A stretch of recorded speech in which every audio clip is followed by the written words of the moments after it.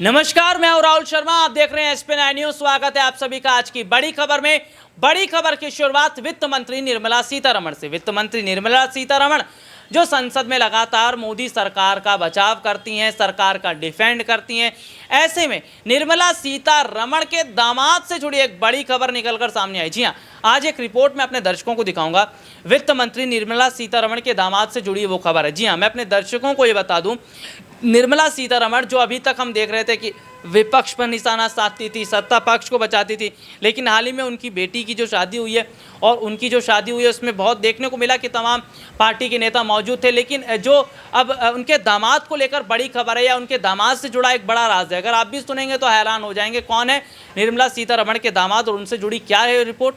गुरुवार 8 जून 2023 को देश की वित्त मंत्री निर्मला सीतारमण की बेटी की शादी संपन्न हुई। बिना किसी शोर शराबे या धूम धड़ाके के बेंगलुरु में एक सादा समारोह में परिकला वांगमई गुजरात के रहने वाले प्रतीक दोषी के साथ शादी के बंधन में बंध गई। वित्त मंत्री ने शादी की सभी रस्में पूरी की और इस सादा समारोह सिर्फ परिवार के सदस्य और कुछ चुनिंदा दोस्त ही शामिल हुए। लेकिन क्या अपने दर्शकों को बता दें कि आप जानते हैं कि वित्त मंत्री के दामाद प्रतीक कौन हैं? जी हाँ, मूल रूप से गुजरात के रहने वाले प्रतीक दोषी प्रधानमंत्री कार्यालय में ऑफिसर ऑन स्पेशल ड्यूटी पे हैं और यहाँ वे नरेंद्र मोदी के पहली बार पीएम बनने के बाद से यानी साल 2014 से काम कर रहे हैं। उन्होंने सिंगापुर मैनेजमेंट स्कूल से ग्रेजुएशन पूरा किया। पीएमओ वेबसाइट के मुताबिक प्रतीक दोषी फिलहाल पीएम ऑफिस में रिसर्च एंड स्ट्रेटेजी विंग की अहम जिम्मेदारी संभाल रहे हैं। पीएम को सचिवीय सहायता देने के साथ ही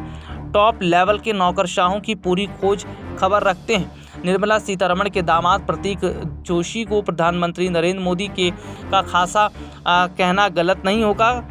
दरअसल वे लंबे समय से उनके साथ काम कर रहे हैं। दरअसल मैनेजमेंट की पढ़ाई पूरी करने के बाद गुजरात में उन्होंने रिसर्च असिस्टेंट का काम किया। आपको बता दें, जब प्रधानमंत्री नरेंद्र मोदी गुजरात के मुख्यमंत्री हुआ करते थे तब प्रतीक जोशी उनके ऑफिस में ही रिसर्च असिस्टेंट के पद पर थे। इसके बाद जब केंद्र की सत्ता पर नरेंद्र मोदी काबिज हुए तो प्रतीक को भी गुजरात से दिल्ली बुला लिया गया। 2014 से पीएमओ में काम कर रहे हैं। प्रतीक को 4 साल पहले 2019 में ज्वाइंट सेक्रेटरी का रैंक देते हुए पीएमओ में ओएसडी नियुक्त किया गया था। वित्त मंत्री निर्मला सीतारमण के दामाद प्रतीक जोशी जहां प्रधानमंत्री के खास अधिकारियों में गिने जाते हैं तो वह लाइमलाइट से बिल्कुल दूर रहना पसंद करते हैं। हालांकि अपने दर्शकों को बता दें कि वित्त मंत्री निर्मला सीतारमण का हाल ही में एक बयान सामने आया था जिसमें वो सरकार से सवाल पूछ रही थी, जिसमें उन्होंने कहा कि हाँ, देश में महंगाई है, बेरोजगारी है, इस तरीके की बातें की थी।